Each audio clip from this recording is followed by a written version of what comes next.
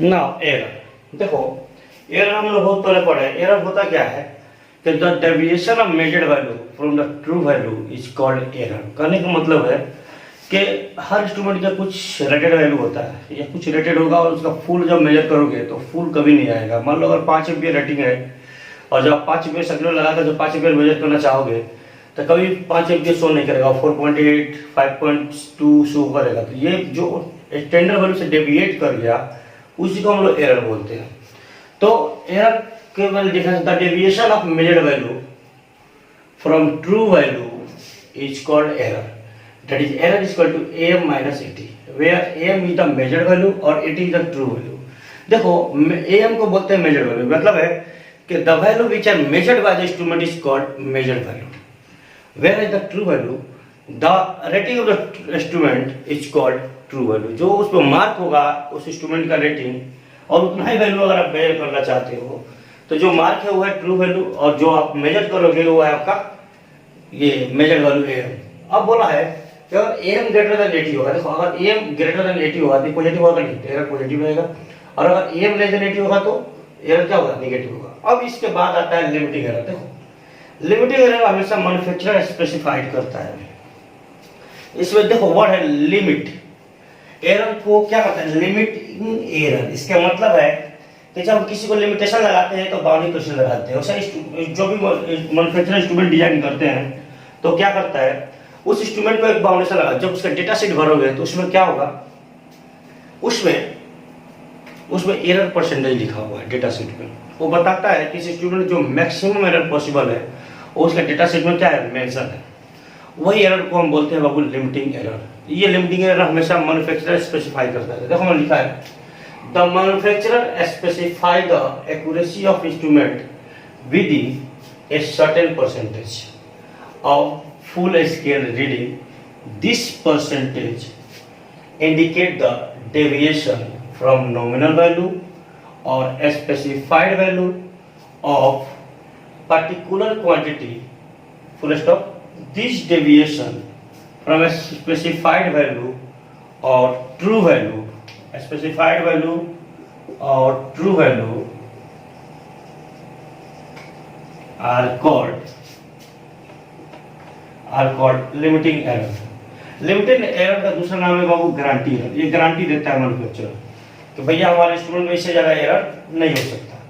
अगर इससे ज़्यादा एरर है तो इसका मतलब है कि वो आपका जो कंपनी आपसे चीट कर रही है। तो एक limiting error is equal to am minus 80 measure value minus true value. इसको डेल से डिनोट करते हैं या इसको कह के डेल ए भी बोलेंगे, ये शो भी करता है डेल ए। ठीक है, अब नेक्स्ट अपने पास है रिलेटिव स्टैटिक एरर। तो रिलेटिव स्टैटिक एरर का मतलब आपको वो रिलेट किया जाता है। क्या किया जाता है, रिलेट। किससे रिलेट करोगे, उसके स्पेसिफाइड वैल्यू से रिलेट करोगे उसके एरर को, तो उस एरर को बोलते हैं रिलेटिव स्टैटिक एरर। क्या बोलते हैं, रिलेटिव स्टैटिक एरर। अब रिलेटिव स्टैटिक एरर का मैंने डिफाइनेशन दिया है यहाँ पे, देखो क्या दिया है, इट इज डिफाइंड एज, देखो ये हेडिंग पर रिलेटिव स्टैटिक एरर RSE या relative limiting error. It is defined as the ratio of the error to the specified value or true value or nominal value is called RSE or RLD. That is RSE is equal to बोला है बाबू error divided by nominal value। ठीक है, तो error में क्या लिखा था आपने, एरर लिखा था डेल ए और ट्रू वैल्यू कितना था, नॉमिनल वैल्यू 80, और डेल को भी क्या लिखा था am minus 80 by 80, और इसके ऊपर 100 मल्टीप्लाई कर दोगे एक इसमें लिखेंगे percentage relative static error. Then accuracy of instrument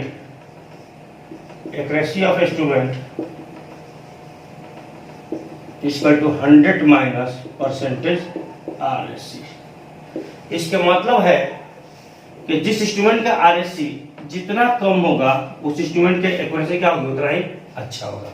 यानी accuracy of the instrument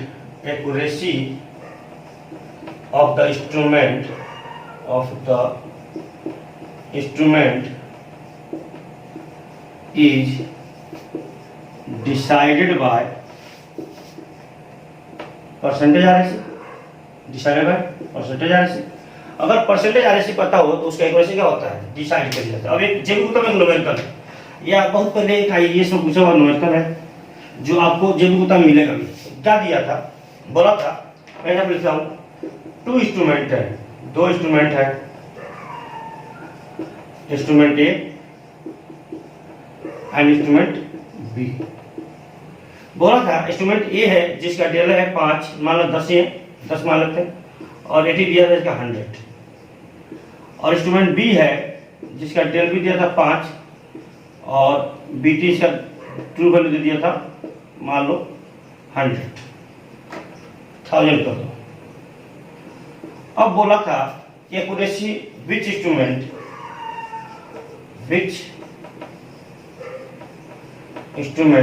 are more accurate, कौन सा इंस्ट्रूमेंट ज्यादा एक्यूरेट है। अब कौन सा इंस्ट्रूमेंट ज्यादा एक्यूरेट है बताने के लिए देखो मेरे पास ये सारा लिखा हुआ है, तो मैं यही करता हूं। देख, for instrument A, for instrument A के लिए परसेंटेज आरएससी निकालो।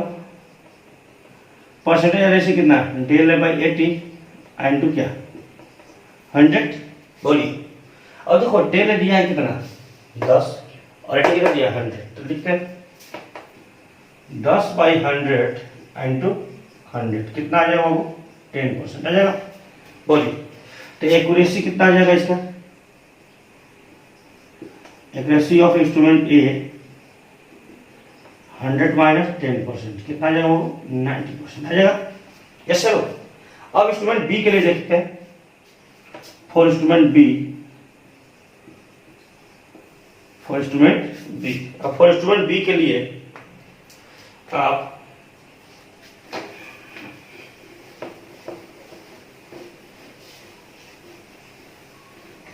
तो देखिए for instrument B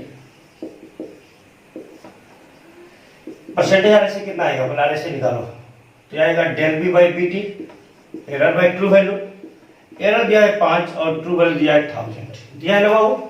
yes, I to अगर 100 कर दो तो कट के कितना आ जाएगा 0.5। एक्यूरेसी कितना आ जाएगा इसका, एक्यूरेसी का 100 माइनस 0.5 कितना हो जाएगा 99.5। इसके एक्यूरेसी 99.9% और इसका 90% है। कौन सा एक्यूरेट स्टूडेंट है, तो instrument B is more accurate as compare to instrument A, that is your answer. तो ऐसे सारे क्वेश्चन पूछा जाता है, कंपटीशन में पूछा गया क्वेश्चन है सब, इंस्ट्रूमेंट देता है और ये पूछता है कि इसमें से कौन सा इंस्ट्रूमेंट ज्यादा एक्यूरेट है, या ये बोल देता है कि परसेंटेज आरएससी रिलेटेड टू। तो कभी भी इंस्ट्रूमेंट की अगर एक्यूरेसी निकालनी है तो उसका आरएससी मालूम हो, रिलेटिव स्टैटिक एरर पता होना चाहिए। अगर रिलेटिव स्टैटिक एरर पता नहीं है तो उस इंस्ट्रूमेंट का हम एरर नहीं निकाल सकते। ओके, अब है अपने पास देखो नेक्स्ट पॉइंट है इसी नोट में, guarantee accuracy error GAE is always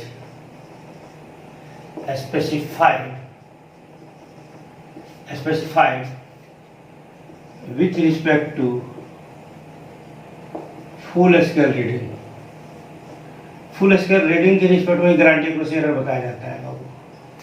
दूसरा बोलता है अगर इफ GAE इक्वल टू 1% है, प्लस माइनस 1%, अगर प्लस माइनस 1% है, याद रखना हो, तो ऐसे इंस्ट्रूमेंट को हम क्लास ए और क्लास 1 इंस्ट्रूमेंट बोलते हैं। ये जेबी गुप्ता में नंबर का इसका है बाबू, इसमें नंबर का जेबी गुप्ता में आपके भरे पड़े हैं। ठीक है, अब ये जी वैल्यू निकालना है। मान लो अगर गारंटी एक्यूरेसी गिवन है और जी वैल्यू निकालना है, तो देखो रीडिंग वैल्यू, अब इंस्ट्रूमेंट का रीडिंग वैल्यू गुणे x by 100 equal to GAE value. ये जी वैल्यू बताने के लिए फॉर्मूला है। अब यहाँ पे x का है, तो x बाबू आपका यही है, percentage limiting error. Percentage limiting error जो प्लस माइनस 1% किसके लिए होता है, क्लास ए और क्लास 1 इंस्ट्रूमेंट। ऐसा इंस्ट्रूमेंट देखो क्लास ए क्लास 1 इंस्ट्रूमेंट हम लोग यूज नहीं करते, हम लोग कॉलेज में जो होता है लैब में, वो क्लास 1 इंस्ट्रूमेंट नहीं होता है, क्लास ए इंस्ट्रूमेंट नहीं होता। क्लास ए इंस्ट्रूमेंट होता है साइंटिफिक लैब वगैरह में यूज होता है, जो इसरो वगैरह यूज करता है, क्योंकि उनके लिए एयर बहुत ज़्यादा महत्वपूर्ण है, तो वो लोग ऐसे इंस्ट्रूमेंट यूज करते हैं। ठीक है, अब इसमें कुछ न्यूमेरिकल है आपके जेबी गुप्ता में। अगर आप जेबी गुप्ता खोलोगे और ऐसे न्यूमेरिकल बहुत कम से कम 8-10 न्यूमेरिकल शुरू में है ही जेबी गुप्ता में, तो अगर इस न्यूमेरिकल को देखना है जेबी गुप्ता के, तो इसका नेक्स्ट वीडियो देखना जरूर।